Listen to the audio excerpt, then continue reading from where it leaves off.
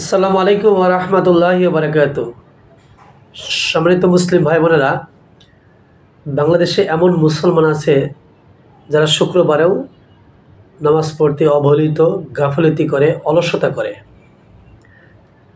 এক শুক্রবার যায় তো দুই শুক্রবার আর খোঁজ নাই, এমন মুসলমান বাংলাদেশে অহরহ আছে। আমি তাদের জন্য রাসূল সাল্লাল্লাহু আলাইহি সাল্লামের এই হাদিসটা উপস্থাপন করছি। আমরা কেমন মুসলমান, শুক্রবারেও যাদের নামাজ পড়তে মনটা অলসতায় ভরা। আসুন তাদের বিষয়ে রাসূল সাল্লাল্লাহু আলাইহি সাল্লামের এই হাদিসটা তারা কিভাবে কোন জায়গায় পৌঁছে গেছে। আসুন হাদিসটা শুনি। রাসূল সাল্লাল্লাহু আলাইহি সাল্লাম বলেছেন, যে ব্যক্তি অবহেলা ও গাফলতি করে পর 3 জুমা পরিত্যাগ করে, আল্লাহ তার হৃদয় মহরঙ্কিত করে দেন। তার হৃদয়টা একেবারে নষ্ট করে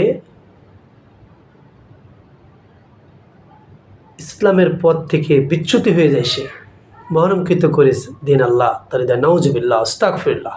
হাদিসটি তিরমিজি 500 নম্বর হাদিস।